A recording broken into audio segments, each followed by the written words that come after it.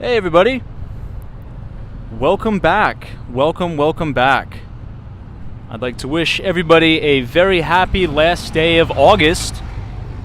That's right, today is, what is today, Thursday? Yeah, Thursday, August 31st, 2023. I cannot even believe how fast time is flying. Tomorrow is officially the first day of September. That means it's almost 2024. Believe it or not, we're going to be talking about presidential elections, unfortunately, on the live stream. We'll try to keep it at a minimum on that. But yeah, last day of August. Hopefully everybody finished August with a bang, particularly for all of us in sales. Usually the last week of the month is pretty crazy and pretty hectic trying to get those last minute deals done and closed. So hopefully the end of August brought all of you much success. Now you may be wondering, well Tom, this looks like a little bit of a different scenery here, a little bit of change of scenery we got going on. And you'd be right. We are actually reporting live all the way from Canal Street on the corner of Canal and Hudson Street. I'm literally sitting right in between the entrance to the Holland Tunnel. So if you can picture the island of Manhattan, okay, and if you have your finger on Canal Street, we are pretty much as far as you can go all the way to the west. Now, Canal Street runs across the entire island of Manhattan. The further west you go, that is obviously the entry point to the Holland Tunnel. Not too much traffic tonight. I was actually pretty surprised. Not a lot of traffic at all. But as you take Canal Street all the way down to the other end, the other side of Manhattan, well, that's going to be the Manhattan Bridge. So tonight, I want to do a few things. I actually want to sort of knock out a lot of neighborhoods here on the live stream. We're going to take a little bit of a walk around right around the entrance of the Holland Tunnel just to show you guys what it looks like over here. For some perspective, it's going to be right around Watts Street. And then we are going to be walking all the way down Canal, seeing Chinatown, seeing Little Italy, and then we're actually going to be making a right and going all the way to the World Trade Center and checking out the Oculus. Now, there's a couple other things that I want to do when we're down there in Lower Manhattan. I want to check out 130 William again. I want to check out the South Street Seaport again, the Tin Building again. We got to spend as much time down here as possible while the weather is still good. So hopefully, if we stay on track and we are making good timing tonight, we are going to see amazing, breathtaking, unbelievable views of the city tonight, all the way from South Street Seaport and the Tin Building. So without further ado, ladies and gentlemen, I'm going to go ahead and close up the laptop. I'm going to say hello to everybody in the chat, and we will get started. I think it'll be a fun stream. We're going to be a little bit of a light on the finance topics tonight, just because it was such a hectic day. It's the last day of the month, and we're going to see some very incredible sights in the city. So give me one moment, and we will get started.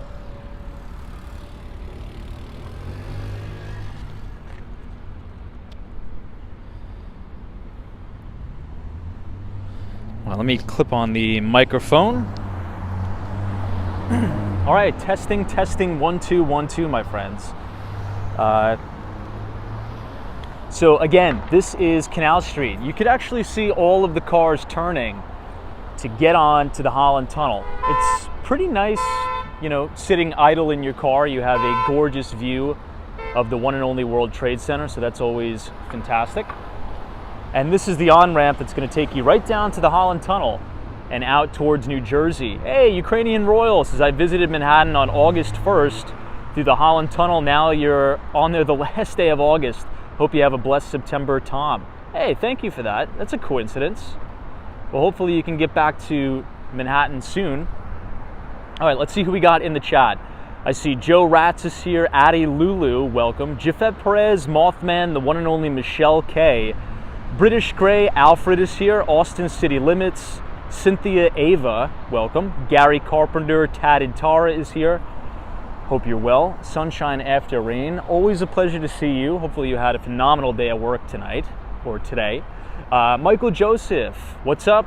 Good to see you. DC322, welcome, welcome. A-Name is here again. Hey, A-Name, I didn't forget about you. Let's see if we can go to 33 Thomas Street tonight. We might as well. We're going to be close-ish, so we'll see. Mark is here, says, hey, Tom, what's up? Sally says, I'm here. What's up, Sally? Bill and Bren Hawthorne, Joe Driver, Mothman, and looks like we have the whole team here early tonight. I'm the only one who's late. All right, before we get started, check this out. So we're at the entrance to the Holland Tunnel, but look at these things. I've been seeing these pop up all over the city. Now, there's one at 42nd Street, right at the Port Authority bus terminal, and these are so unique. I want to know your thoughts, though, in the chat. I want to get some feedback here, because here's the deal. We have a major problem in New York City that if you take a bike, if you take a scooter, and you chain it up, up against a fence or something, or even up against a regular bike lock, 9 times out of 10, actually, excuse me, 11 times out of 10, it's going to be stolen, or parts of your bike are going to be missing, and you're not going to be feeling well. So there's these sort of pods, these portable, fully enclosed, let's actually tap on it. Wow, that's actually really thick glass, where you can pay to park your bike in an enclosed container that is surveilled 24/7, 365. You can see the camera there. What do you guys think? Good idea? Thumbs up, thumbs down? I think we're going to be needing a lot more of these, especially in cities like New York, where bike theft is so prevalent. Now, I'm not sure about pricing here. It says, oh wow, free secure bike parking, exclusively for everybody. Wow, it's free, that's crazy. So to use this facility, download and install our mobile app and request free access. Okay, that is fantastic. I give that 10 out of 10, that's awesome. And you know what, they probably pay for this, and I know I'm going on and on about this bike thing, but I'll tell you guys a quick story. They probably are able to offer free parking because check that out. At the top, there's actually a digital advertising sign. And when I was in tech, when I actually used to work in tech sales, we used to actually work with a lot of companies who would have this business model. Now, I didn't work with a company that had the business model for the bikes, but I did have one for water dispensers. So if you've ever been to, I'll give you an example. If you've ever been to Costco or Walmart, and you ever seen like one of those gallon, like Poland Spring water dispenser jugs, you'll see a lot of them that have the digital advertising sign. So there's probably some sort of router here that has a T-Mobile SIM card, an AT&T, a Verizon SIM card, and it pulls data and it pulls the advertising loop from AWS or Azure. And because they make money on the advertising, they could probably offer you free parking, which is super, super cool. All right, moving on to the next thing.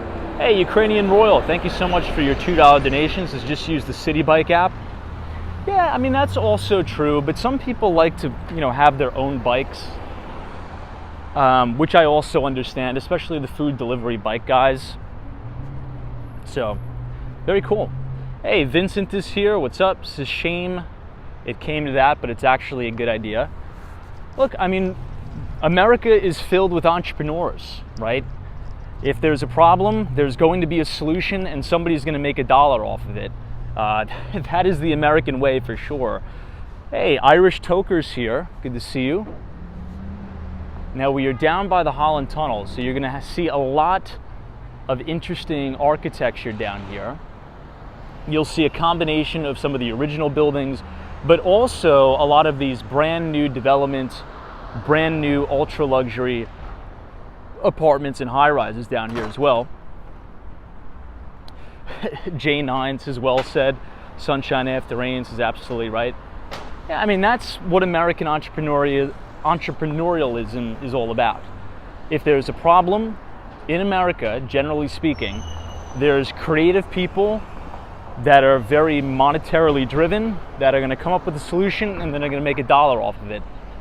And it provides a good service for people in the city for absolutely free, which is great. A little bit of Belgian block streets here, which looks pretty nice. I don't think we've explored this area lately on the live stream. So maybe we'll do a couple rounds around the block here. Hey, David C. Randall says, good evening, Tom. My friend Nakos is here. Hopefully you had a phenomenal last day of August. Let's see what Jack S. has to say. He says, the bike storage is neat, but I'm not sure how well it will scale. There are a lot of bikes that need to be stored. I mean, we'll see. I'll get some intel on it. There is one directly outside of the Port Authority bus terminal. My biggest concern is, homeless people smashing and shattering the glass. Now, I used to have this massive account that we rolled out thousands of units on. Very similar concept to that. The company was called Colvanta. If you want to look it up, the company was called Colvanta. And I'm not sure if they're still in business, but we did a ton of business with them back in the day. And they would buy routers from us, and we would set up their WAN network. So if anybody is familiar with like a Cradlepoint, if you heard of that company, Teltonica, if you ever heard of that company, they would essentially buy routers from us, and they would go to an MVNO, right? So for those of you who are not familiar with MVNOs, they're essentially telecom companies, small telecom companies, that wholesale data off of all the major telecommunications companies. So for example, if they had a water cooler, in rural Tennessee, that router that was in, or the SIM card that was in our router would automatically ping Verizon, AT&T, and T-Mobile, and whoever had the strongest cellular connection, it would roam on that network, which is a really good idea. It was scalable at the time, but I'm not sure if they're still in business. Brick Stonewall is here. Good to see you. Thanks for joining us. Timothy Gray is here. Says, Tom, do you think that the real estate problems in China could bring down their economy and possibly trigger a worldwide recession? Well, I'll say this. It could be a problem, a systemic problem, and have some spillover effects, but I believe it's probably going to be contained towards China. Let's actually head down because I want to make sure we're going to make good time here. The problem is this. If you remember about maybe 8 or 9 months ago on the live stream, we've been talking about the Chinese commercial paper market. So if you want, go to KraneShares website and you can type in KraneShares Chinese commercial paper. And if you look at a chart of one of those funds that they have, 8 months ago, prices were lower than where they were in COVID. So a lot of times equities could be, or these instruments and equities can be leading economic indicators in and of themselves. So let's just move away from this guy. So look, what's going to matter is how much commercial paper do American banks and American institutions have exposure to all that nonsense going on in China. And I think the exposure is actually relatively low. The issue that I'm worried about is the average middle-class, hardworking Chinese person that put their whole life savings on the line to put a deposit down on an apartment building that's not even built yet. Right? So now that Evergrande is blown up, there's probably a very, very insignificant chance that those condominiums are ever going to be built. So what happens to those people's deposits? If you put all that money down, what's going to happen? Are you going to lose your deposit? Is the government going to make you whole? I don't know. And I think that's what's still to be determined, unfortunately. But we'll see. I mean, what do you think? What are your thoughts on that? Hopefully it doesn't have any sort of contagion, but we'll see. Hey, Baker504 says, what do you think about investing in gold? Well, I mean, where's gold trading at right now? Like $19.50 an ounce? $1,950 an ounce, something like that? No, I don't know. I don't personally own any gold. But I've always said if gold ever cracks all-time record highs, I'll probably get involved in it. Now, here's the interesting thing, right? Gold has been ramping and approaching brand new all-time record highs while inflation was ramping.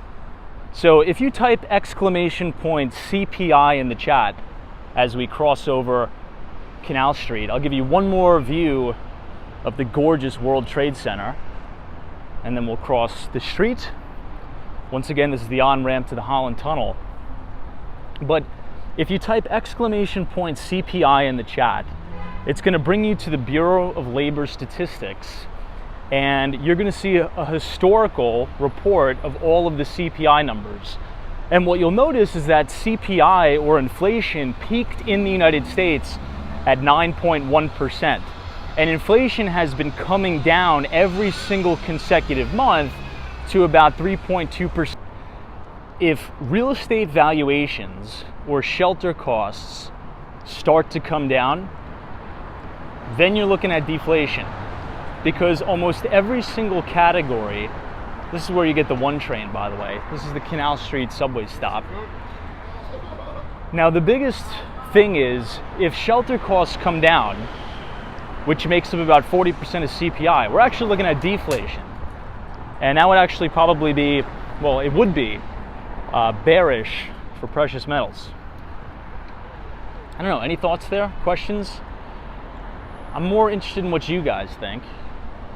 This is that famous Jenga building. This is such a unique, brand new development in Manhattan. If you just Google Jenga building, I believe the address is called 5 Leonard Street. It is such a unique looking building. It's literally like you're playing Jenga blocks. It's kind of cool. Hey, SK is here. It says, hey Tom, can we walk down on Greenwich? Maybe. Maybe we'll do that tomorrow. That is a nice area. I like the Village. Who else do we have in the chat? Susanna Q4 is here. I see my friend Jay Grant. Good to see you. All right, let's cross. SME Media, welcome. Thanks for joining us. Baker 504. Always a pleasure to have you here.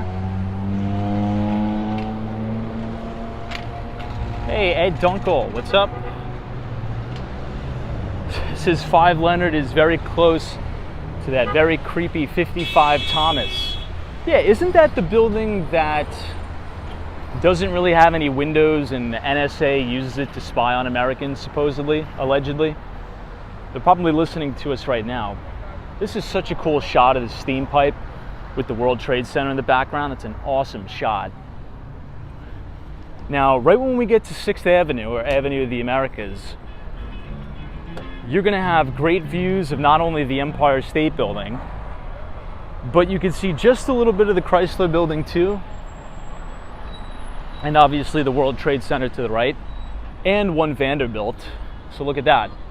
So the building with the blue top, that, my friends, is One Vanderbilt. And if we walk a little bit further away from this tree line here, you're going to have a direct view of the Empire State Building. How cool does that look?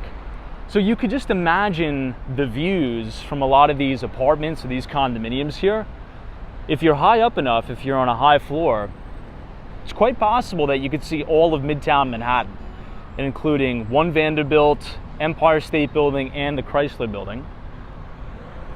And if you turn around, there's the spire of One World Trade Center. Hey, Andrew Smith is here. Says, we love watching your streams from the Fountain Inn, South Carolina. You know, a lot of New Yorkers have been moving to the Carolinas over the past, I don't even really want to say just due to the big C. It's been happening well before that. I know a lot of people, especially Long Islanders, that have decided to move to the Carolinas. It's very popular. So big shout out to everybody in the Carolinas. Good to see you. Crypto Knight is here. Welcome. I see Daryl from the one and only Chicago, Illinois. We're going to be walking directly down Canal Street tonight. You're going to be able to see a few things. You're going to be able to see some of the historic buildings in Soho. You're also going to be able to see Chinatown and Little Italy as we walk all the way down.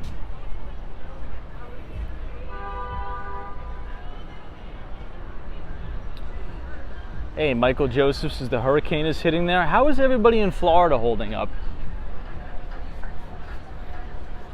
I guess it really wasn't as bad as they had expected. The last I saw is that there was about 3 feet of storm surge in Fort Myers. So hopefully everybody's fine. Hopefully there's no problems there. This is West Broadway. There's actually a lot of nice restaurants here. I'll take you guys to see it. A lot of traffic too. Traffic seems to be picking up, but let's check out some of these restaurants.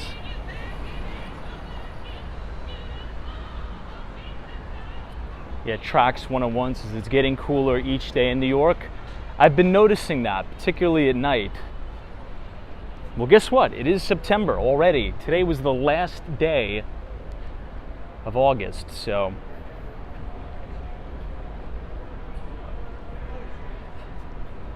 fall is just around the corner, my friends. J9 says it will be back in the 90s next week. I hope so. I really, really hope so.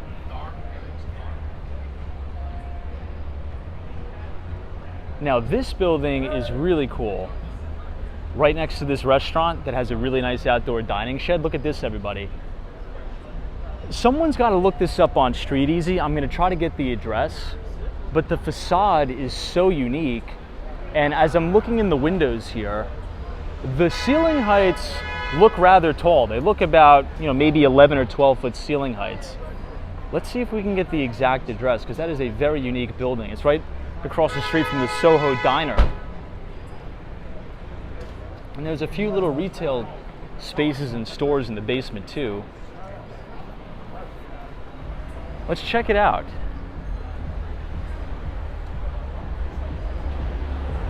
We'll wait till all the cars go. Yeah, Narcos says it kind of looks like a gothic feel. It kind of does. Now, originally I didn't really think that this fits in with the neighborhood, but it kind of does. And if you look very, very closely, it actually has vines and ivy going all the way down the building, which is very cool. The lobby's unique as well. It looks like some sort of bamboo texture in there. A-Scan is here. What's up? I see my friend Gary Carpenter. Wolfgang Productions is here. Welcome. Battery Grams. All right, I think we could go. We'll go right behind this Tesla. Yeah, look at it. Very unique lobby. Look at the door. Looks like all carved wood. And I think there's just enough space for balconies here. So this is the cross streets of Grand Street to the, this is 325, I'll get you the exact street in a moment.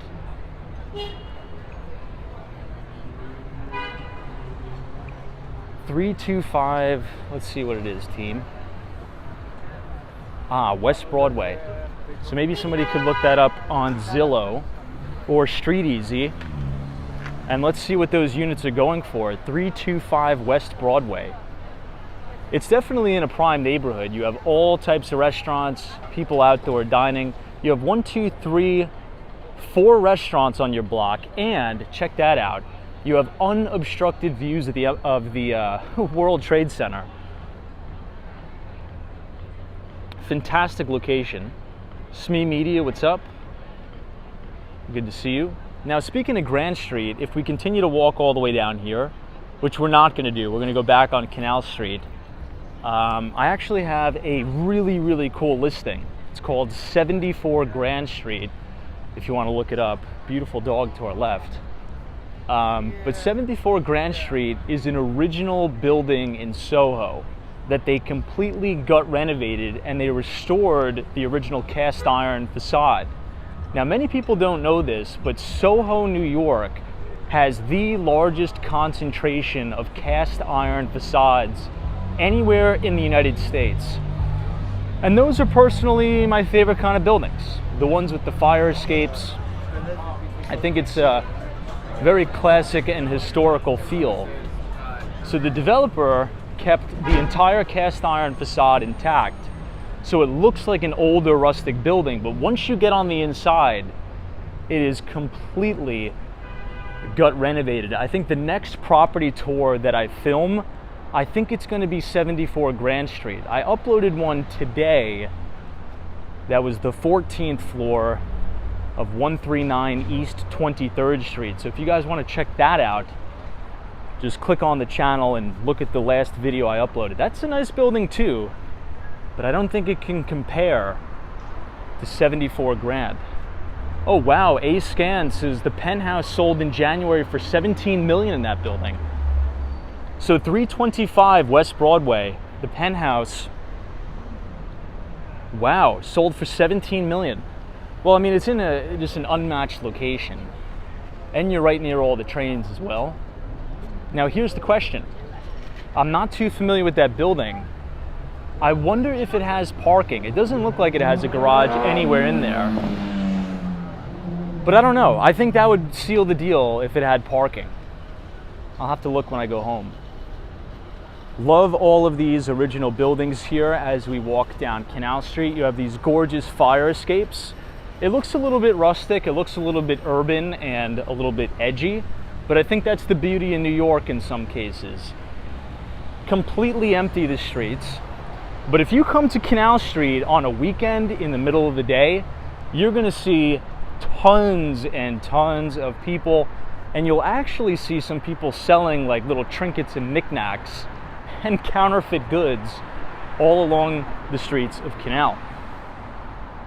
Hey, Jay Grant says, Tom, are you heading towards the Roxy Hotel? We are kind of. So to get there, I think you would have to go down here and bang a left, and it's right behind the Sheraton Hotel. I think on our way down, once we hit Chinatown and Little Italy, we might as well take a walk past it. That has some pretty good views there too. I've never stayed there, but I'm assuming you've stayed there once since you're asking about it. How'd you like it? Thumbs up, thumbs down? John says, why do the newer residences not have fire escapes? They usually build them internally. So you'll have something called an egress. So for example, this is just the only example that's off the top of my head because it's one of my listings. If you look up 139 East 23rd Street, every single unit in that building is a full floor. Now there's no fire escapes, but in the hallway you have an egress. So in the event of a fire, knock on wood, please God, that never happens, the two doors will open automatically and you can walk down the stairs and you have direct access to the outside. So there's different fire codes for every building that developers have to uphold, but many of them have the egresses on the inside now. Hey, Big Talk, what's up? This is one of my favorite streets in Soho. You have all of this beautiful original Belgian block streets. Check it out. Horrible for skateboarding and biking, but absolutely beautiful to look at. It's almost like you're walking on a movie set, kind of.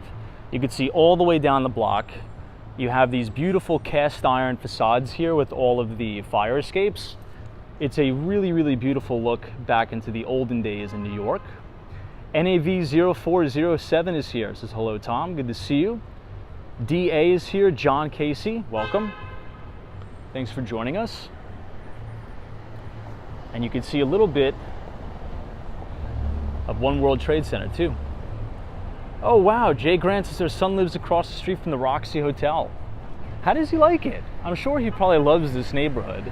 Now, that is further towards Tribeca. And Tribeca is actually one of the most expensive neighborhoods in all of Manhattan. Many people, when you're talking about, you know, the most expensive real estate in Manhattan, many times people think, okay, 57th Street, Billionaires Row, Central Park Tower, 220 Central Park South, 432 Park Avenue. But the most expensive zip code is actually in Tribeca. It is a very, very fashionable neighborhood, so I'm sure he loves it. That's awesome.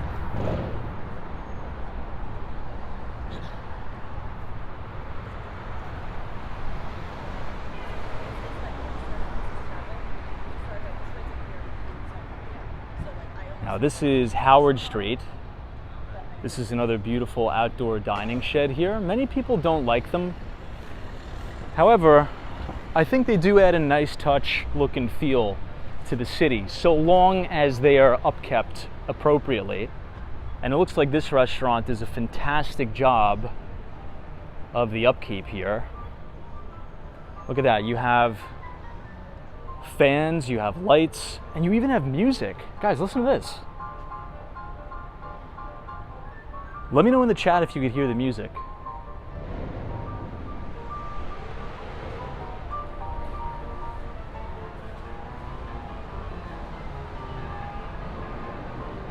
Okay, this is probably going to get a 9 out of 10 in terms of the outdoor dining shed scores.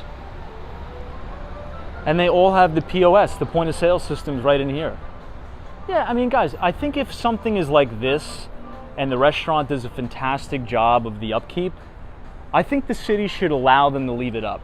That's just my 2 cents.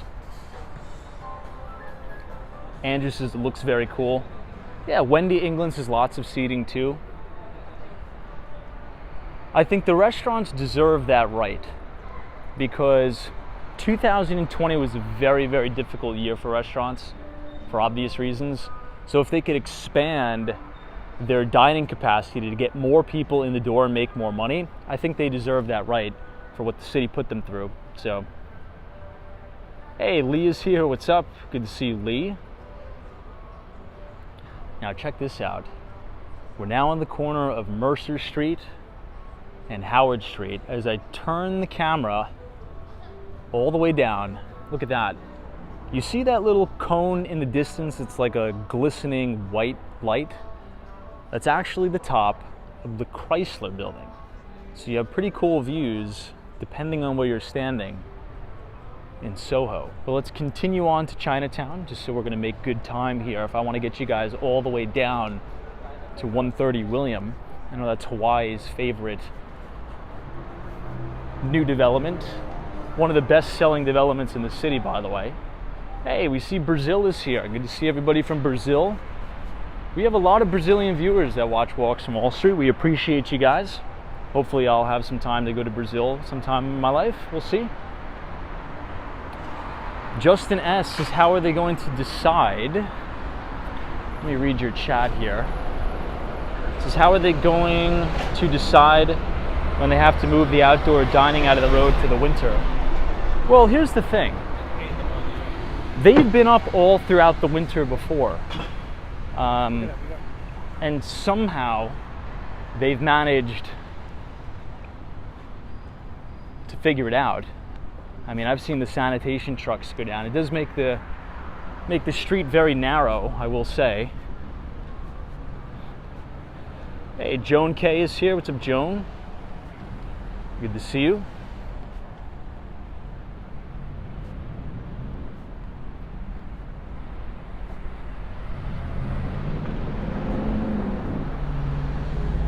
Hey, Explore V2 says, hello, Tom. What are some IT or business related jobs where I can travel similar to you? Well, I think if you're a software engineer, you could pretty much, depending on the company you work for, have autonomy over where you want to be. But if you're looking to travel localized, so let's say if you live in New York City, right? And you want to travel up and down the East Coast, I think tech sales or software sales, SaaS sales, or traditional telecom sales is a good way for you to do that, right? So in my old position, I was a director of enterprise sales for a tech company. So I ran the entire Northeast. So my territory was right from Philadelphia all the way up to Maine. So I was in charge of driving sales to the enterprise, which is Fortune 500, Fortune 50, Global 2000 companies that are headquartered on the East Coast of the United States. So I got to travel. I got to go to New York City, obviously, all the way to Boston, pretty much all up and down the East Coast. Now, as things happened with the Big C, thankfully, I was able to work fully remote, which was nice, but it also wasn't nice at the same time, because I'm one of those people that kind of like to be in the office and around coworkers and other employees and things like that. But yeah, I would say in general, careers in tech, software engineers, or an account executive, enterprise account executive, sales director, depending on the territory you work, you can pretty much be anywhere. Now, if you're very, very talented and you're a developer, I would just do consulting. You can open your own consulting company and consult with big companies and just charge them a fee, and you could pretty much work wherever you want. But obviously that's easier said than done, right? Usually people who do that, have spent years as a SWE at Microsoft or Alphabet, YouTube, Netflix, something like that. So I don't know, that's what I would say. Anybody else have any suggestions for that? But for me, I think that's probably the easiest route to go. This is now Center Street. We are headed towards Little Italy, and we're about to be in Chinatown in just 2 blocks here.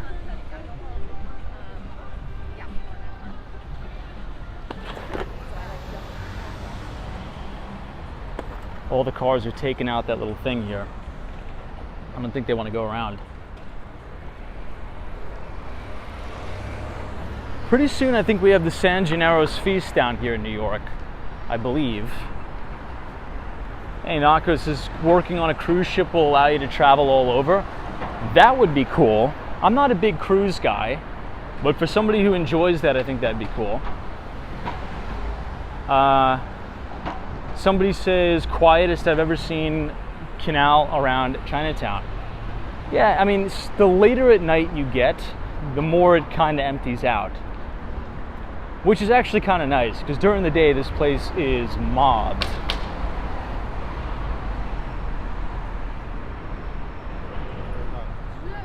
This is Baxter Street. This is actually the main church where they have that San Gennaro parade. The priests come out of the church. Has anybody ever seen that? It happens every year. They do a little parade around Little Italy.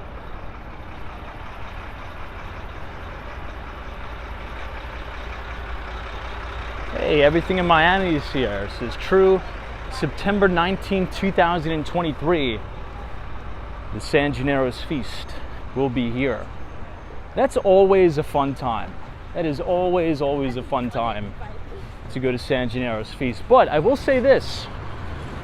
We've been talking a lot about inflation. And let me tell you,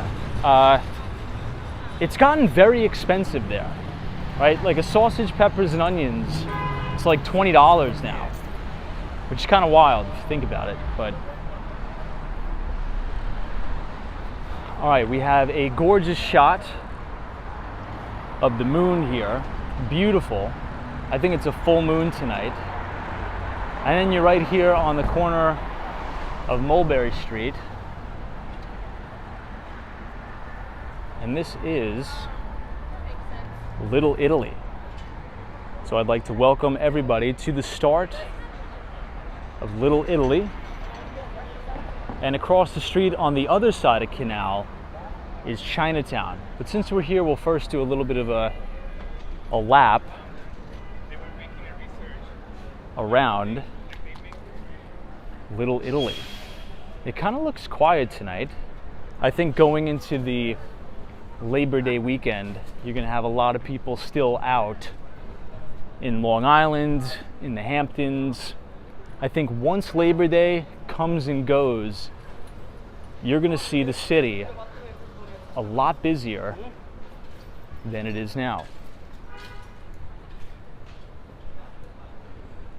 Yeah, look at this, very light tonight. A lot of the restaurants A lot of them are empty. Still beautiful architecture down here.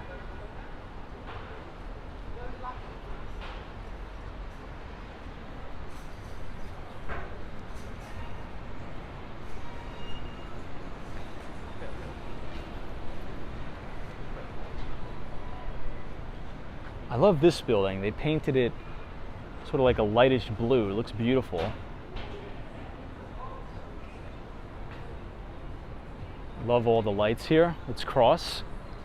Now, Little Italy is also another very, very expensive neighborhood in Manhattan in terms of rental prices. I think this is probably the best shot of the night so far. Look at that. You can see all the way down Little Italy. There's beautiful lights strung everywhere. You have the Little Italy sign and all of this beautiful outdoor dining space. It's kind of nice when there's not a lot of people down here. Do you agree? Because let me tell you, in about a week, you're probably not going to be able to get a table at one of these restaurants because it's going to be the San Gennaro's feast. So I would say maybe do a little bit of a contrarian trade and come and eat and dine in Little Italy now before the big crowds at the Feast of San Gennaro. All right, so now this is the corner of Hester Street. TB's, to be honest, it doesn't look good. Yeah, some people like it, some people don't.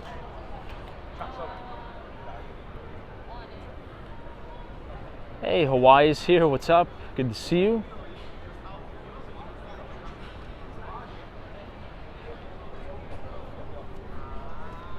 All right, we'll cross here. Look at that dog, beautiful golden retriever. This is Cafe Napoli here.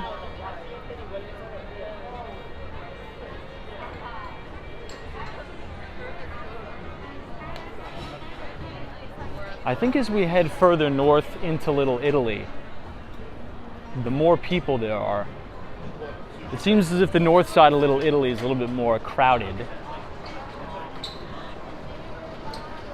But if you guys are enjoying the live stream so far tonight, feel free to leave a like on the video and click the subscribe button if you're new. We usually do these live streams every day starting at 8:30 p.m.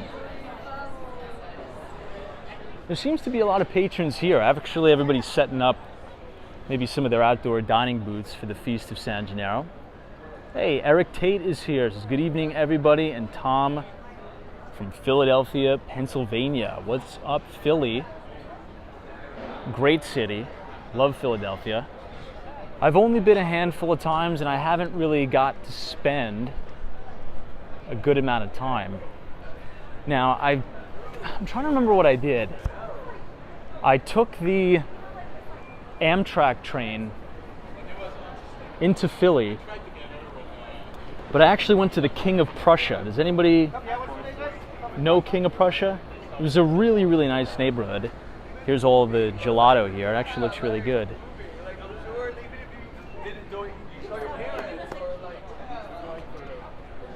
That was a really nice neighborhood, I remember. I mean, the homes were huge compared to what I'm used to in Manhattan, or a little 500 square foot studio in New York.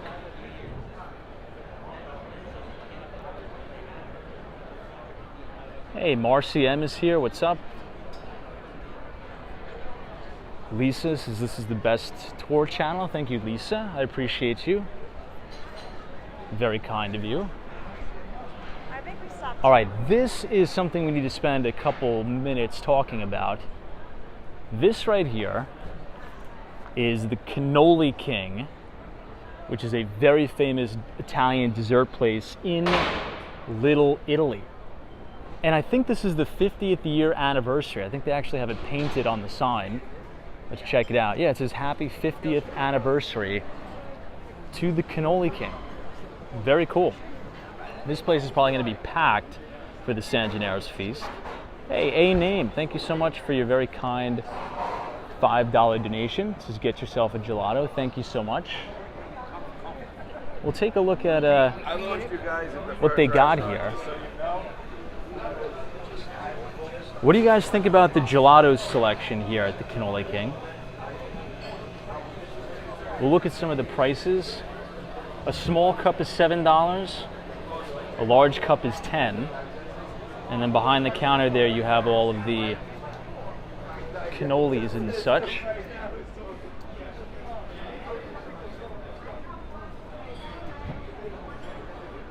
Man, it smells really good. I'm actually very tempted to get something here. Oh man, it smells so good. I really want to buy something here. You have all these pastries, you have all the cannolis behind there. Now, if I remember correctly, what they do is they have the cannoli shells, but they don't pre-fill them because it kind of messes up the texture. I think they make them fresh. So once you purchase, right, or go to purchase at point of sale, then that's when they make it. Phenomenal. All right, let's continue on our walk because I got to get you guys down to Fulton Street. Now, I actually like this place a little bit better. As we round the corner here, you're going to see a big sign that says Ferrara. There's actually a pretty cool contrast between Ferrara and this beautiful full moon we have. Hey, A-Name, thank you so much for your additional, very kind and generous $10 donation. I appreciate you very, very much. But I would actually recommend this place over the Cannoli King, Ferrara Bakery. It was established in 1892.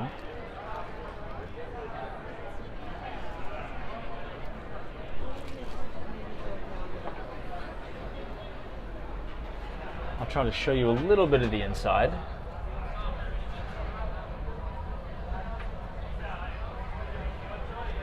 They're closing up now, so you can't see it, but you can see everybody behind the counter there.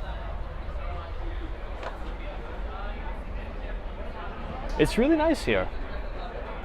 We're definitely going to have to do some streams down in Little Italy once we have the San Gennaro's feast. It's a very, very fun neighborhood here. These restaurants look new. Let's actually check these out. I'm glad we came down here. Now, during COVID, right, the big C that knocked out the entire city, I remember all of these storefronts were totally vacant, all the way up to Ferrara. This was vacant, that was vacant. So these actually look like new places. They actually look pretty good. This is Malaysian cuisine here. I don't know how to pronounce it, but it looks good. Malaysian cuisine, then you have an Italian place. Kitchen plus cocktails, you have a nice outdoor dining space. So it's good to see the city's coming back. Looks like landlords were able to fill some of the vacant space, which is good news. This is Mott Street right on the corner. My good friend actually used to live here way back during our college days. Now, if you make a right on Mott Street, that'll actually take you all the way down to Chinatown. But we're standing on Grand Street. We'll head back and then down and around, and let's check out Chinatown. We're actually making good time. We're at the top of the hour here. It's the last day of the month, so I feel it's appropriate to just kind of relax tonight. It's been a busy one, let's just say that. You know what? Let's actually make one more pit stop because the place across the street looks so busy, and I'm very curious as to what kind of cuisine that is. This place always is packed. It looks like an Italian place. No, it's maybe Spanish? Let's see. No, yeah, I think it's an Italian place. This restaurant, doesn't matter what day it is always packed. Not only on the inside, but the outdoor dining spot too. Whatever this place is, we gotta try it. Wow. It's actually really packed. Look at this. Let me get another shot from the other side. This looks like a hot pot place next to it as well.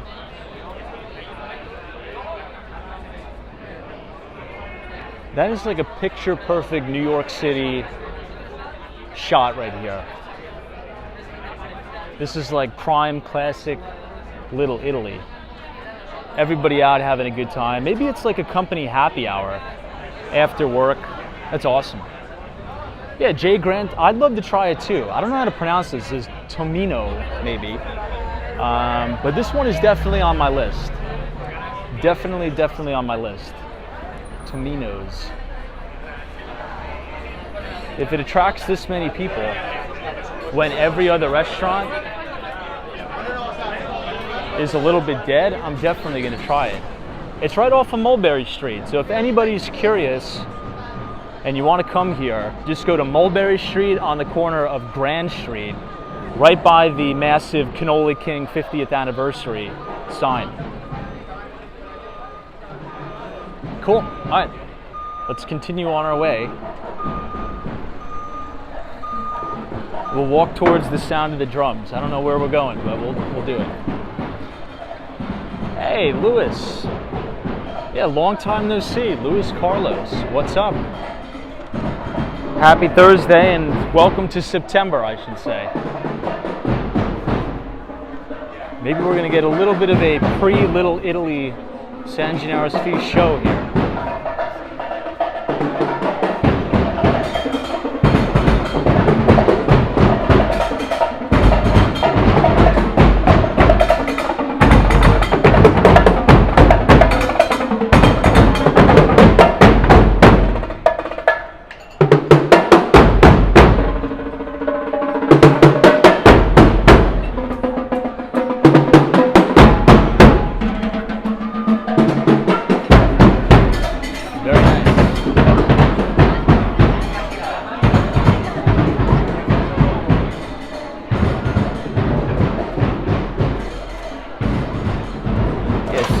The northernmost side is a little bit more lively than the south side.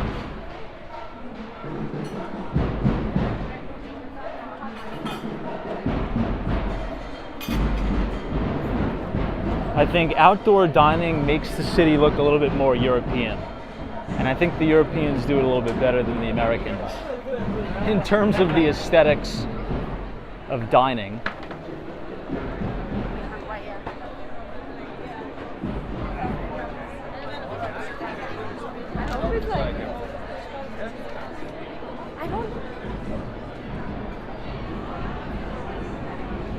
What do you guys think? 9-1 out of 10 for Little Italy tonight, a Thursday night, going into the Labor Day weekend. Pretty good. Hey, TD's is fascinating to see everything going on. Very busy. Yeah, I'm actually quite surprised. Still everybody's out for the Labor Day weekend. I was trying to get a bunch of stuff done in terms of like construction work around some of the units that I'm listing that are going to close hopefully, and everybody's out, everybody's away. They're like, yeah, we'll schedule you Thursday, Friday, and next week. I'm like, okay, yeah, everybody's still away, so it's not even worth trying to schedule anything. Wow, we got a lot of 10s. Love that. Well, I'm glad it has exceeded your expectations. Now, Chinatown's going to be a whole different world, but you're going to enjoy it as well. One of my favorite things about walking Chinatown, specifically at night, is all these paper lanterns. It's so beautiful. It's so amazing. And also, in addition to that, you're going to have beautiful murals. Some of the artists in Chinatown are so talented, and they actually paint the walls and make these beautiful murals. So we're going to check that out, and we will have time to go down to the World Trade Center and see the Oculus, as well as 130 William Street.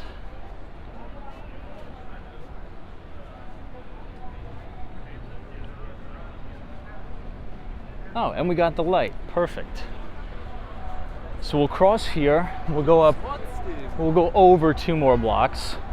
Now we're back on Canal Street. So remember where we started the live stream, everybody?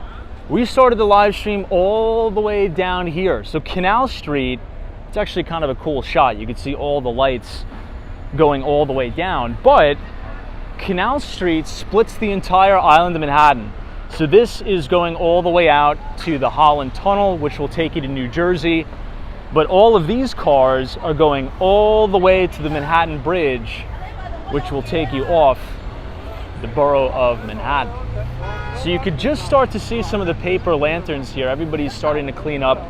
This street is actually a very big fruit vendor street. So there's a lot of fresh fruits, lots of cool stuff. But we're gonna go up 2 more blocks and I'm gonna show you one of my favorite restaurants in all of Chinatown. I recommend this every time that we live stream in Chinatown.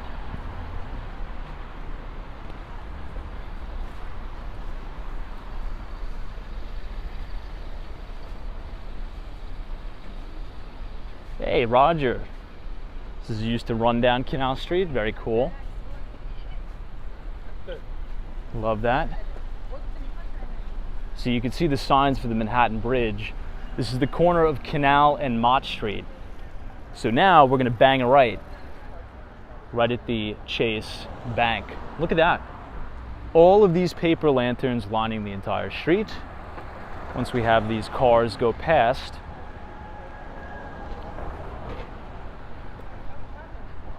we can cross, and I'll point out some of my favorite restaurants. Now, I will say this. I think this is important to note.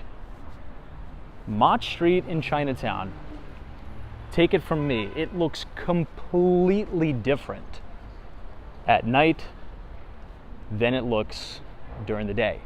Because you'll notice all of these shops are obviously closed. This is all open and packed with people doing commerce, eating, food shopping, everything. So hopefully one day, if we have the time, we'll be able to do a stream during the day so you can see that nice contrast, because as we turn the camera, this is my personal favorite restaurant in all of Chinatown. Right here, 456.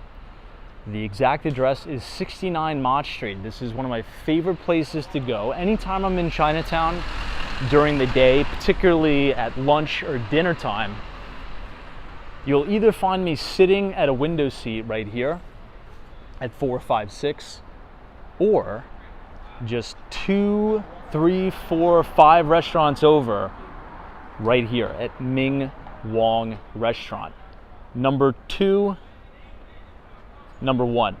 So remember that. If you're coming to New York City, if you're thinking about moving here and you're like, wow, where can I get great Chinese food? Oh yeah, I remember watching Walks on Wall Street. This kid told me to go to 456, which is at 69 Mott Street, and Ming Wong Restaurant. Prices are actually pretty good too. So take my word for it, you will not be disappointed. I'm not sure if Everything in Miami is still in the chat. Everything in Miami. What was that spot that you said you went to the other day? It's one of the most famous spots here. Oh, Wo Hop. That's it. I like Wo Hop. It's all right. I would say go there too, but this spot, you'll know when you're here because you have all the red fire escapes here. Ah, there he is. Everything in Miami. Yeah, Wo Hop's great. Wo Hop is great. So I'd go to those two.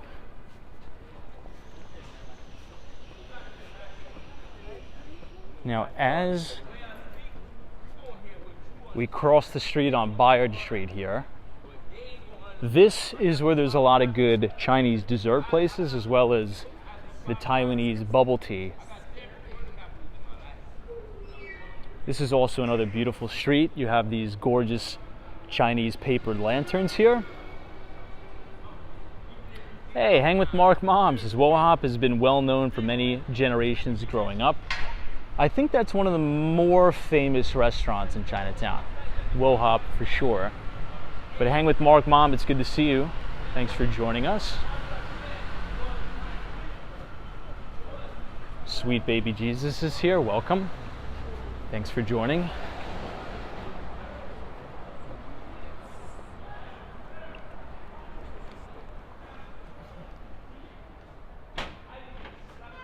I love the look of these.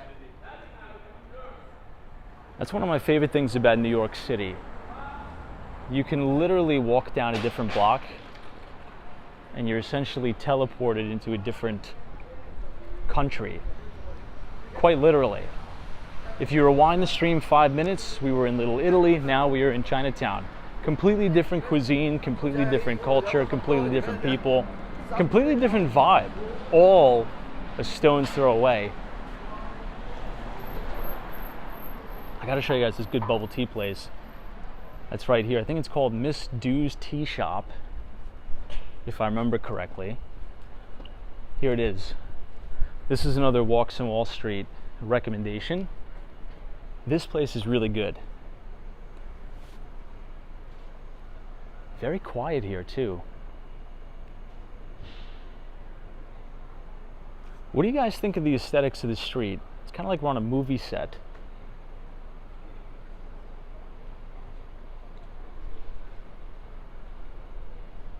Hey, Western Mass Dave. No way, dude. That's awesome. It's Western Mass Dave's birthday today. Well, that's a joy. The last day of August. Very cool, Dave. What a date. August 31st, 1995. Western Mass Dave, happy birthday.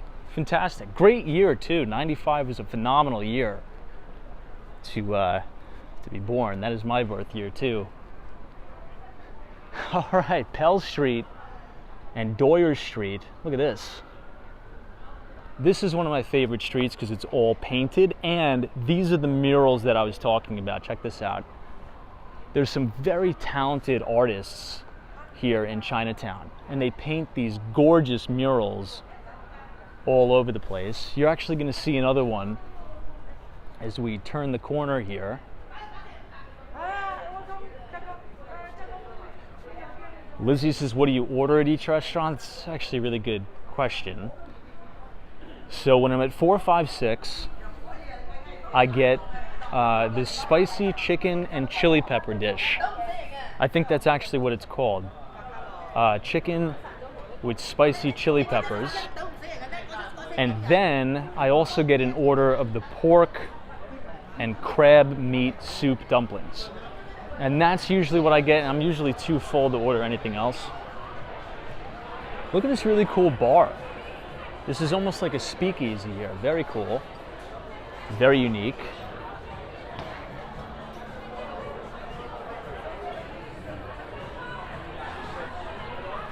And it's pretty big too. It goes all the way in the back.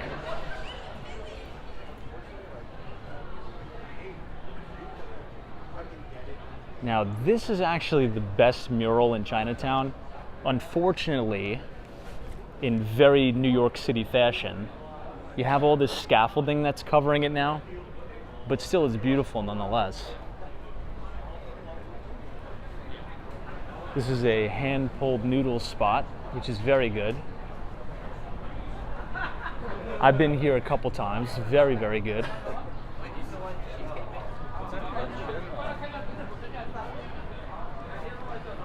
When I stand a little bit further back, you could see it. Lots of outdoor dining space. 1 Doyer Street. It says tasty hand-pulled noodles. And you could kind of still see the mural here by a very famous artist right here in Chinatown. You could see a little bit of the Manhattan Bridge in the distance here. And if you walk all the way down here, in my opinion, these are some of the best views you're gonna get of the Brooklyn Bridge and the Manhattan Bridge all in one. But we'll head back, and now for part 2 of the stream, I'm gonna take you all the way down into a completely different neighborhood, and we're gonna go to the South Street Seaport. We're gonna go to Fulton Street and see the One World Trade Center. Now, I can't believe this, but we've said it a few times on the stream tonight, but tomorrow is September 1st, which means in just a little over 2 weeks now, it's going to be the anniversary of 9/11. Can't even believe it, but it's here yet again. So as that date approaches, what I want to do is take you down to the fire station, the FDNY fire station, right adjacent to One World Trade Center. And they have a really nice monument, very nice memorial service set up there, and has all the names of the FDNY and the NYPD, who very tragically lost their lives on that day. It's really, really nice. I've showed you guys before on the stream. It's a fantastic mural that they made right outside the fire station there. So we'll make a right, then we'll make another left. And we'll head down. Hey, Out and About, what's up? Out and About is our good pal from Toronto, Canada. Thanks for joining us here in New York City's Chinatown.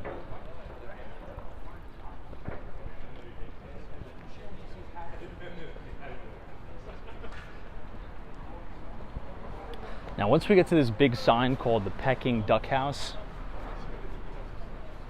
you're going to see a crazy view of One World Trade Center, and then we're going to make a straight shot pretty much until we can't walk anymore. And that's going to bring us past all of the courthouses.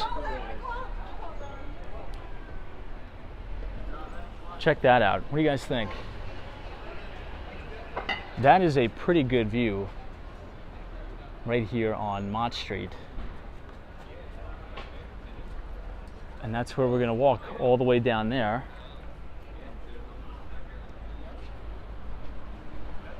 Just wait for the cars to go by.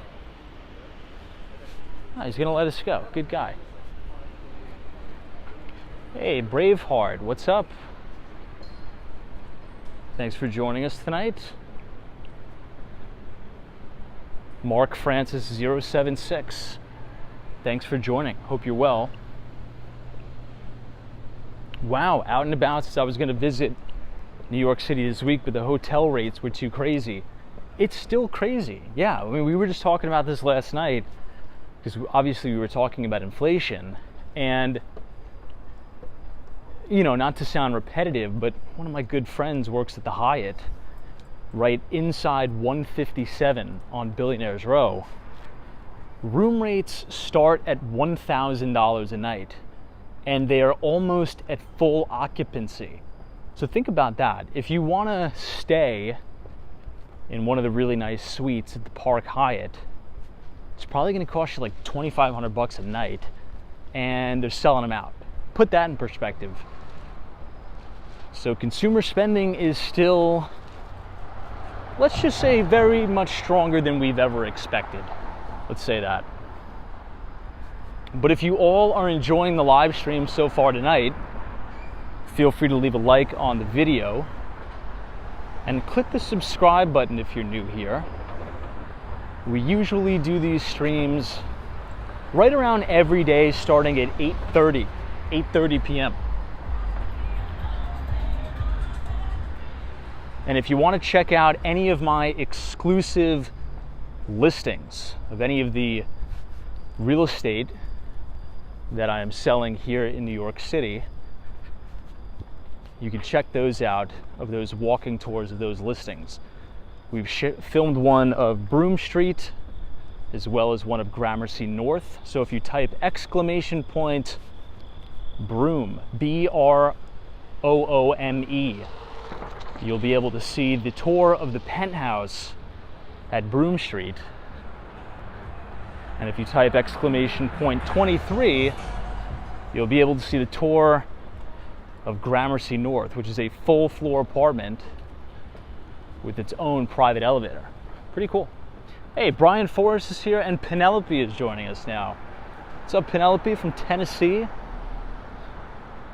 Always a pleasure. We're about to pass the courthouses. We'll wait till the traffic clears.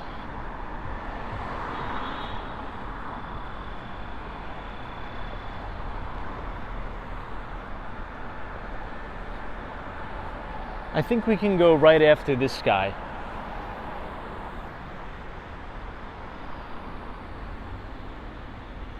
Hey, RB, what's up? This is Hey Tom, join late, my loss. No, the loss is ours, my friend. But now it is our gain, since you're here. Thanks for joining. We're exploring Lower Manhattan tonight. It's the last day of the month, so the stream hasn't been too heavy on the financial topics. We're kind of just hanging out tonight. It's been a busy week. We finished the month strong, so we're hanging out.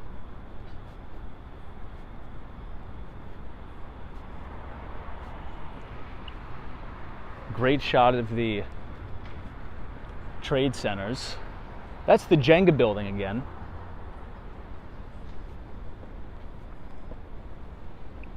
Yeah, Vincent's Law and Order sometimes films down here. They also film at John Jay College, which is right at 59th Street. Look at these beautiful columns here. The courthouses.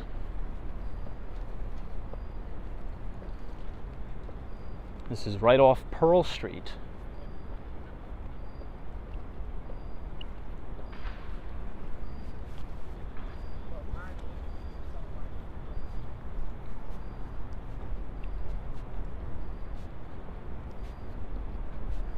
Very quiet.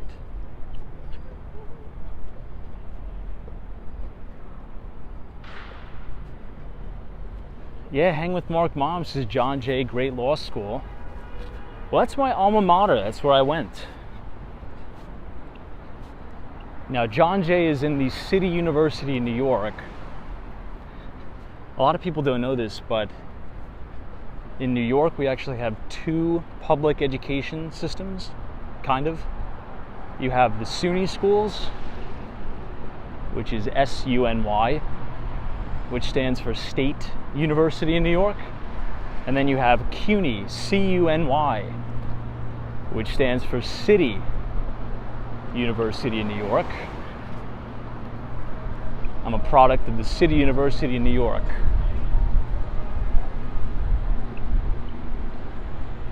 Hey, wow, hang with Mark Mom. This is Tom. Many of my friends graduated from there, and they are still attorneys in New York City. Yeah, I have a lot of friends that are in law. Now, supposedly, it has one of the best forensic science programs in the world. When I was there, they just finished building brand new forensic science labs. So pretty interesting, very niche specific school there.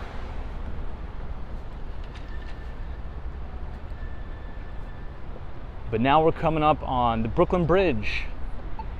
This is the main entrance, the beginning of the Brooklyn Bridge. I don't think we'll walk over it tonight, maybe another day. Today would actually probably be a pretty good day to do it, because it's not a cloud in the sky, let's say that. Hey, big task at hand. Says, how's the business law program in John Jay? It's all good. It's all good. Now, that may sound like a very generic answer, but here's why. You got to do like a comparative analysis to other schools such as Fordham, right? Now, Fordham Law School, many people think, oh, it's in the Bronx. But no, that's the undergraduate school. The graduate school at Fordham is actually right next to John Jay College. And John Jay, you're gonna spend $4,000. At Fordham, you're gonna spend $45,000. So you kind of just got to do the cost-benefit analysis there. Is it worth it to spend the extra 40 grand to go to Fordham? Or do you want to save the 40 grand a year and just go to John Jay? I don't know.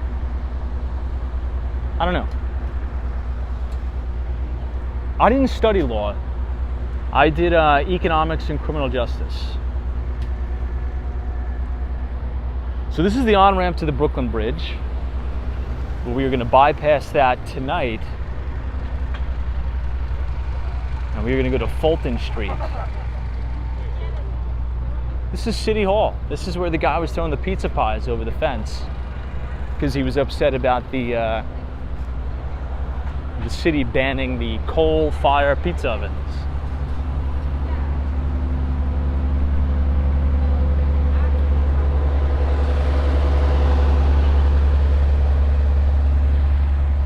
Yeah, someone says save the 40K and invest. Yeah, I mean, so I've evolved on this topic a little bit, and I want to know what you guys think. I want to know what the chat thinks. But here's my thoughts, right? But first, check out this view of the Brooklyn Bridge with the full moon. That is so cool. So you have the Brooklyn Bridge and you have the full moon. That's awesome. Now, those like very big expensive colleges, particularly the Ivy League, I think paying the ridiculous money is actually worth it if you can get in to the top tier, top 50 schools. And the reason why I say that is because you're more so paying for the networking opportunities. So if you can get into Columbia, if you can get into Yale, if you can get into Harvard Business School, I would go in 2 seconds. Now, I'm obviously not smart enough to get into any of those institutions. But if I was, I'd go for sure. Because think about the people who go to those institutions. They are the kids, the children of Fortune 500 CEOs, right? They are the children of, founders of massive companies. So the access to the network that you're going to have is amazing. So imagine if you are a college student and you want to raise money for a fund. Well, just hit up the kid that used to be in homeroom with. His dad's worth, $250 million. He'll give you a couple $1 million if you have a great business proposal. So it's a great network to get connected with people that maybe you'll be business partners with, right? Maybe you can create the next Facebook. Maybe you can create the next, vaccine that's going to save the world, right? Mark Zuckerberg and all these other tech billionaires, they're all products of those really great schools. And 9 times out of 10, they had the network, they had the connections, and they had the smarts to do it. So I think you just have to do the cost-benefit analysis. But I don't know, any thoughts on that? Hey, Blues Writer, what's up? Blues Writer, you're too generous and you're too kind to me always.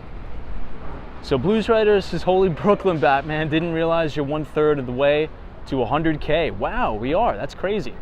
Tom put this in the new Kicks Fund. Thank you so much, Blues Writer, for your very kind $20 donation. Yeah, I didn't even realize that either, but guys, I think we have 33,000 or something people. That's just mind-boggling to me. I never thought that the stream would grow that big, but we do. Crazy, wild. So thank you everybody for being here, and thank you all for subscribing to the channel. It really does help us out, particularly on the real estate front. You guys are fantastic. When you watch the videos, when you comment, when you share, it helps with the marketing more than you ever know. We already have a unit in contract, so you guys are freaking amazing. So I appreciate every one of you. Thank you, Blues Writer. Hey, Joel PM says, then there's Steve Jobs who dropped out after 2 weeks. Yeah, that's true. That's true. I always say, because some people say, oh, you know what? I'm not going to go to college because Mark Zuckerberg didn't go. But yeah, Mark Zuckerberg didn't drop out of a community college. The kid dropped out of Harvard, right? So I think you just got to be smart and just do the cost-benefit analysis of it, right? I think where a lot of people can get themselves in trouble with college being so expensive is at first they just go to any random private school and they have a major that doesn't have a high return on investment. So they'll spend 50 grand a year in a major that's not going to garner them a lucrative career opportunity. And I don't think it's all their fault, actually. You know, when I was in high school, the guidance counselors would literally ram and blast the idea of just go to college, it doesn't matter what you major in, just get in somewhere. And when you look back on it, you're like, wow, that's really egregious advice, because, you know, when I'm 17 years old, you know, and I get this advice of, yeah, take out, you know, $100,000 in student loans. Well, when I'm 17, I'm not thinking about the compounding interest on that loan, and I'm not thinking about what salary I'm going to get when I graduate college, because you're a kid, you're 17, you're stupid. Well, I was. I don't speak for anybody else. You guys are probably all geniuses at 17, but I wasn't. I was an idiot. So, you know, I think, you know, kids are very malleable in their thinking, and they're very short-term thinkers, right? I'm sure many of you have children. You know, kids think about, oh, what party am I going to go to on Friday night? You know, when's my next soccer practice? They're not thinking about, oh, let me look at the amortization schedule on this student loan, and let me look at the interest rate on the student loan, and let me look at some of the job prospects I have with my major when I get out of university or when I get out of college. Very seldom does anybody think like that. So I think that's also another reason why we have this huge student loan crisis, in my view. But anyway, more importantly, for our good pal, Hawaii. Hawaii, you know I had to do this. You know this. I had to bring you to 130 William. If we're in Lower Manhattan, I gotta bring us to 130 William for our pal Hawaii. Look at that. This is actually one of the best-selling condominiums in Manhattan. 90% sold out. This is a gorgeous, gorgeous building. If you want to see some tours of this unit, you can look at the links in the description. I've probably posted it somewhere. And I will be previewing this again. So hopefully I will be able to get some more footage for you all, because this is such a unique development. It's so cool, it's so unique.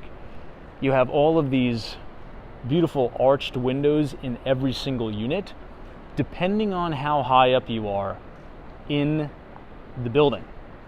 You have unobstructed views of not only the Brooklyn Bridge, but the Manhattan Bridge, and depending on how clear the day is, you can see all the way to the Williamsburg Bridge, which is phenomenal. Right here at 130 William. This is one of my favorite brand new ultra luxury condominiums in New York City, and it sits right off of Fulton Street, pretty much on the campus of Pace University, which is another good school for business. I think it has the Pace University School of Business, which is very good.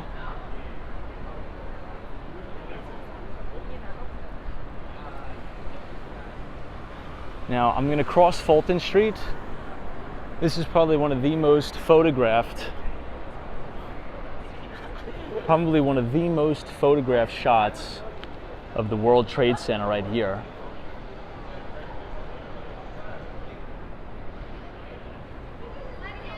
And look at that.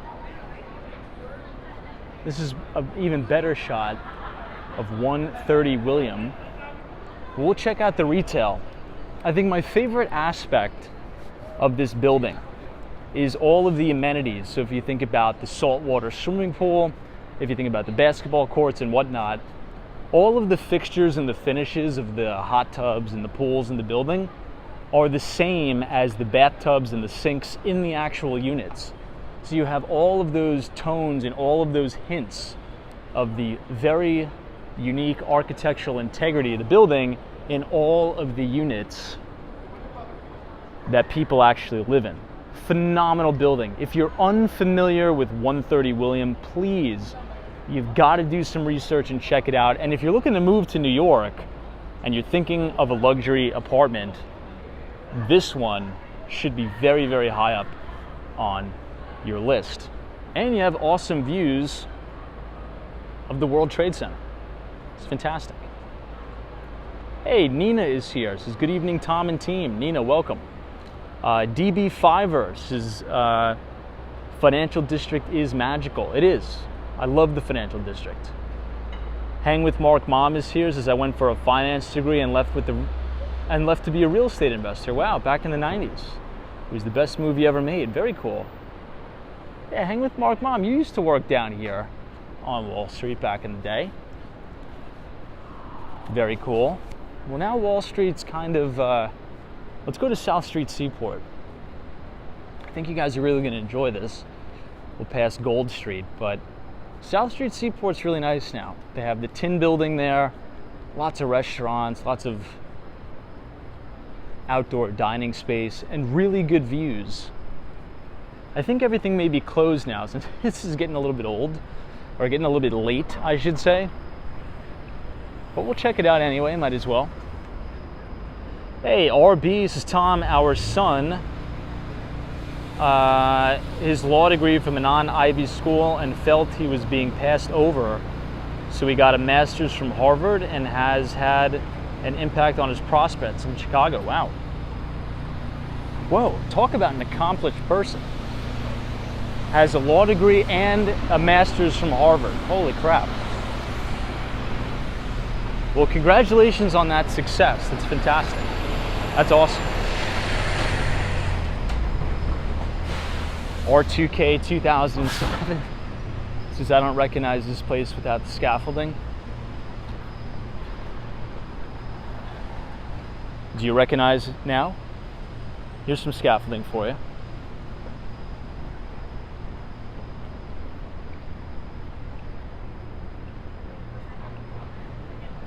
Ah, Harry Connors. Doesn't Questlove live at 130 William? Close, very close. I believe that is 55 Spruce Street. I forget the exact address, but he lives in that very, very unique building at Spruce Street, which is also a very good building. I think I like 130 William a lot better, just because it's newer. I think the architect is a little bit more well-renowned, and I just vibe with the architectural integrity of 130 William a little bit better, but they're both great buildings.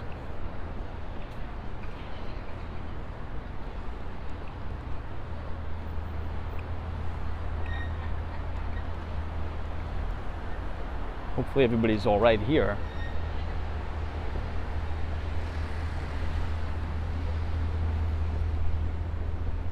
So now we're approaching Water Street. And Water Street, if you make a right, it'll actually take you down to Wall Street.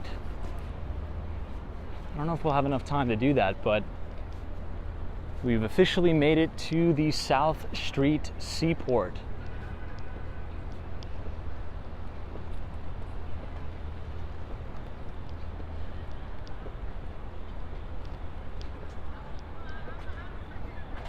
I think we're gonna miss the light. That's okay, we'll cross here.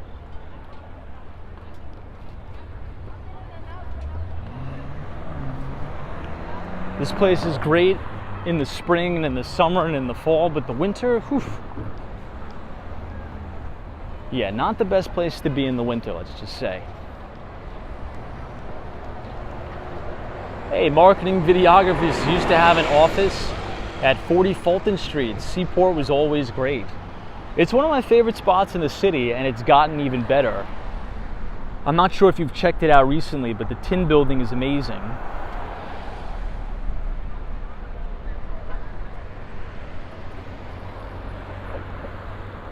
Ah, the luxury bucket list, you're right, 8 Spruce Street, you're correct.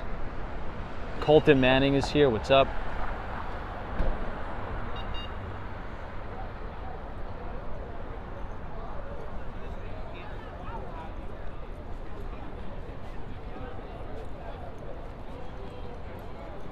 Now, my old office is now the Wall Street Hotel. They converted the office building into like a 4-star hotel. It actually looks kind of nice. I haven't stayed there, obviously, but I used to work right there next to the Deutsche Bank. And Deutsche Bank has now vacated Wall Street. They were the last bulge bracket investment bank on the physical street of Wall Street. Now, they've taken over the Time Warner Center, the AOL Time Warner Center, that was built by Related Group or Related Properties.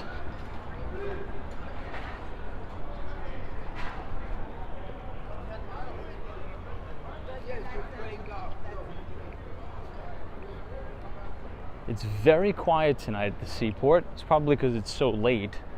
It's almost 11 o'clock at night. This is the South Street Seaport Museum.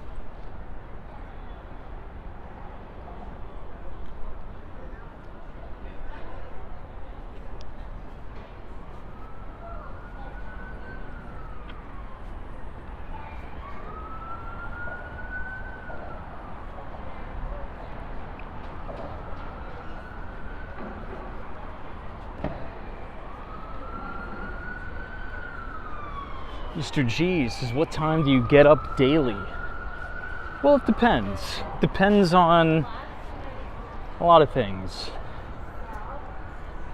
Usually like, now maybe, well, tomorrow I actually have to get up ridiculously early because I have to meet an electrician at one of our properties, and I have to be there at 8 o'clock in the morning. So I'll probably get up maybe 6:40.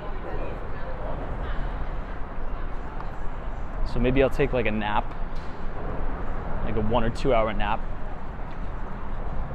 But usually maybe around like 7:45-ish.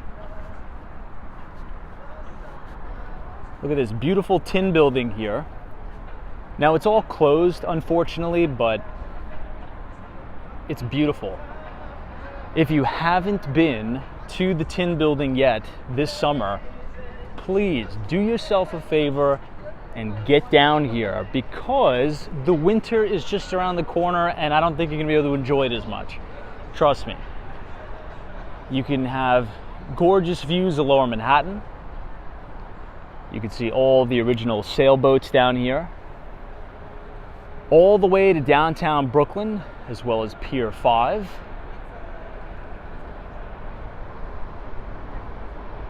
And you can pick your choice of restaurants or cafes in the tin building. Oh, and look at that. You have a direct view of the Brooklyn Bridge and One Manhattan Square. And One Manhattan Square is actually the new development by Extel, Gary Burnett's company.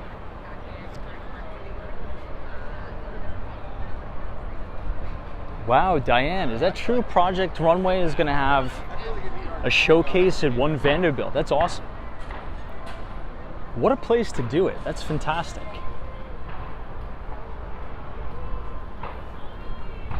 That's great.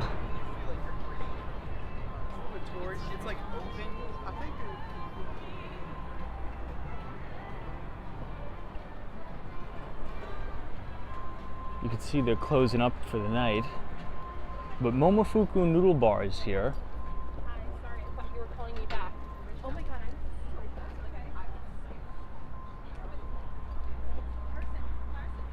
Look at that. Wow, that is a gorgeous view. You can see all the way to the Verrazano Bridge too.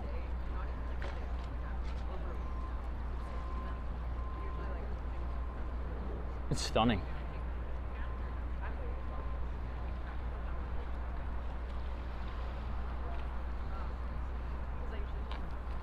Very peaceful.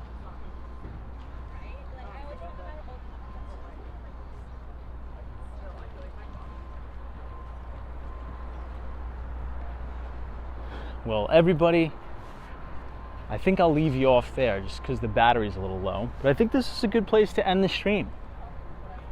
It's a gorgeous night. If you enjoyed our live stream so far, feel free to leave a like on the video and click the subscribe button if you're new, because we will be back live tomorrow at 8:30, and please join us. Who knows, maybe we'll get to go to Sutton Place tomorrow, or depending on the weather, maybe we'll actually start the live stream from across the water in Dumbo and walk all the way across the Brooklyn Bridge, walk Wall Street, and head back uptown. So everybody, I want to wish you a farewell to August. Hope you all have a fantastic first day of September. And I will see you all tomorrow. So Austin City Limits, Teresa Diaz, Lisa, thank you so much. Jolie, Braveheart, Out and About, Wendy England, LA 0070, appreciate it. Talk with Tiffany, Jay Grant, UniJ23, our good friend, Hawaii, thank you. Eric Tate, thanks for joining. Joseph Hardaway, Gary Carpenter. And if you want to check out our most recent real estate tour, just click on my channel description and just watch the last video I uploaded. I think you guys are going to like it. Let me know what you think. Sherry Rodrigo, there's always a bull market somewhere. You just need to know where to look. Happy September 1st to everyone. See you tomorrow. Hang with Mark Mom in Western Mass. Dave, happy birthday to you, sir. See you later.